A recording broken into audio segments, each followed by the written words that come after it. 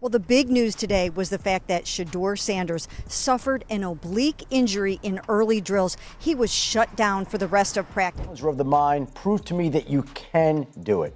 But he proved in one game that he could do it, so much so that they now have to give him the chance. Because what Kevin Stefanski did is actually par for the course. I know a lot of fans don't want to hear it. I know a lot of fans don't know about it. But I'm going to take y'all inside this locker room. Breaking news. The Cleveland Browns have listed Shedeur Sanders with an oblique issue, putting his status for Saturday's preseason game in doubt. But here's where it gets interesting. Sources close to Sanders say it's nothing major, just soreness he's dealt with before, and he played through it flawlessly in the last matchup. So why the sudden caution? To many around the team, it looks like Kevin Stefanski is deliberately keeping Sanders out of the quarterback competition, a strategic sideline move disguised as injury management. This feels bigger than a tweak. It feels like a play for control. Stick around. We're breaking down what this means for the depth chart, the politics behind the decision, and how it could reshape the Browns' preseason narrative next.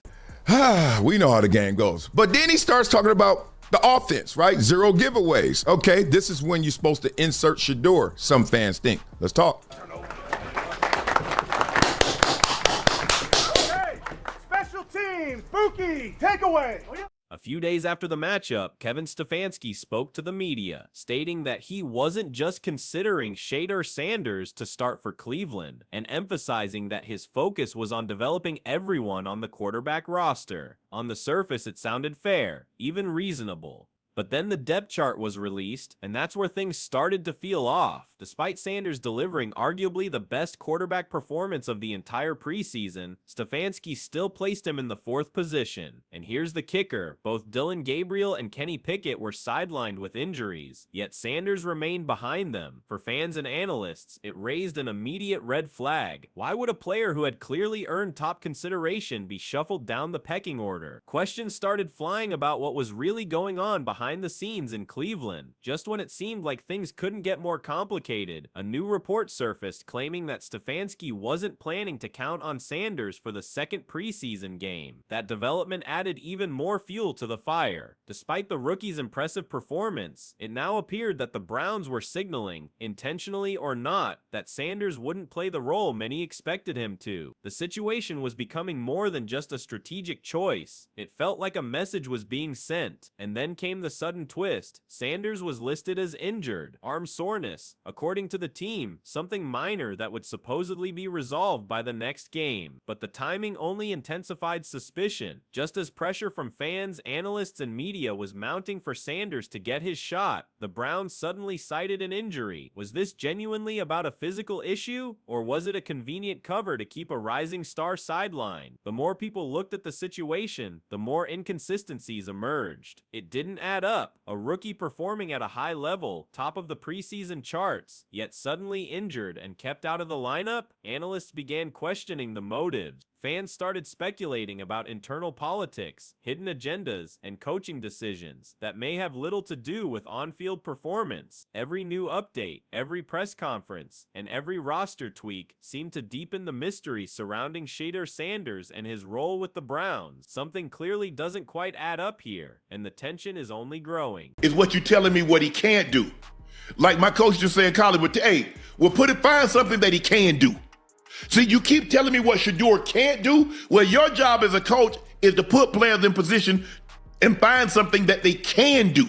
Even some of the biggest names in the industry, like Dan Orlovsky, have been vocal in calling for Stefanski to give Shedeur Sanders first-team reps. Yet, despite everything Sanders accomplished in his last matchup, Stefanski has refused to budge. Suddenly, the narrative has shifted. Sanders is now injured. But come on, people aren't buying it. After the way he performed on the field, it's hard to believe that a minor injury is the reason a player who has already proven himself is being sidelined. There's clearly more to this story than meets the eye. Orlovsky didn't hold back a few days ago when he publicly criticized Stefanski for denying Sanders more reps. He openly questioned why the rookie quarterback, who had shown so much promise, wasn't being given the chance to prove himself under real game conditions. Orlovsky made a crucial point. If Stefanski truly believes Sanders doesn't doesn't deserve first-team reps. The coach needs to provide solid evidence that the rookie can't handle it. But everything Sanders has shown on the field already demonstrates that he is more than capable. His performance in the preseason made it clear that he has the talent, poise, and decision-making to take on the responsibility. The opportunity to step up has already been earned, yet Stefanski continues to withhold it.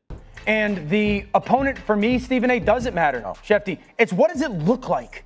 And he looked like a guy that should be getting opportunity to say, nope, you're actually not good enough.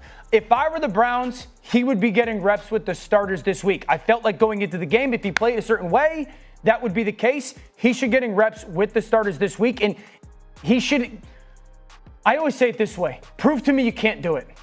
Prove to me you can't do it. And so far, he has not done that. But instead of addressing Orlovsky's points, Stefanski made an excuse, saying that Shedeur Sanders is now out with an injury and won't see any game time in the next matchup. It seems like the Browns are continuing to find ways to keep him off the field. Instead of addressing Orlovsky's criticisms, Stefanski offered a convenient excuse, claiming that Shedeur Sanders is now dealing with an injury and won't see any game time in the next matchup. But after everything Sanders has already shown on the field, it's hard not to wonder if this injury is just another reason to keep him sidelined. The timing feels a little too convenient, and many fans are skeptical that it's genuinely about his health. After the preseason theatrics, excitement around Sanders was at an all-time high. Fans were eager to see him continue building on his impressive performances and prove he belonged on the field. Yet, despite the anticipation, Sanders remained sidelined and frustration started to mount, not just for him, but for supporters who had been watching him thrive under challenging circumstances. The growing tension has fueled calls from fans for the Browns to trade Sanders, arguing that he deserves a fair shot elsewhere if Cleveland won't give it to him. Sources, including Mick Wright, have reported that Sanders himself has even requested a transfer, frustrated with the way he's being handled. Clearly, the situation has reached a boiling point, putting pressure on both Sanders and the Browns organization. Wright also highlighted that a potential move to the Rams could be a win-win scenario. Sanders would get the opportunity to develop without the intense media scrutiny he faces in Cleveland, while the Rams could gain a promising young quarterback ready to make an immediate impact. For everyone involved, a trade might provide the clarity and opportunity that has been missing in Cleveland. I'm Shedeur. There will be no media attention like should he be the starter, Stafford's there.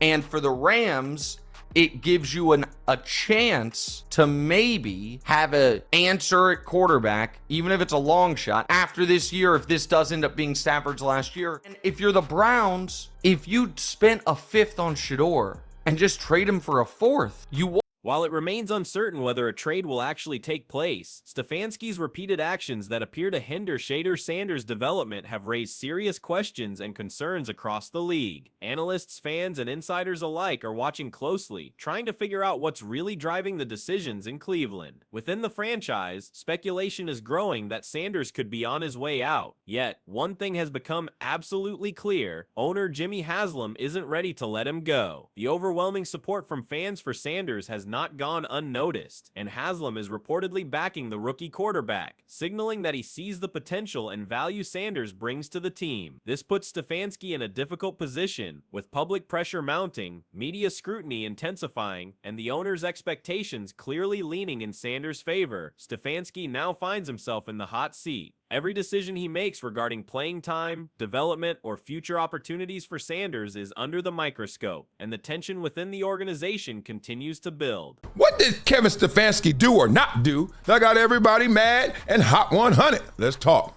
All right, fellas, hey, that concludes that block versus Carolina. That compete block, that's it. And guess what? That block that we just got completed with that practice versus them with this game tonight, this football team got better.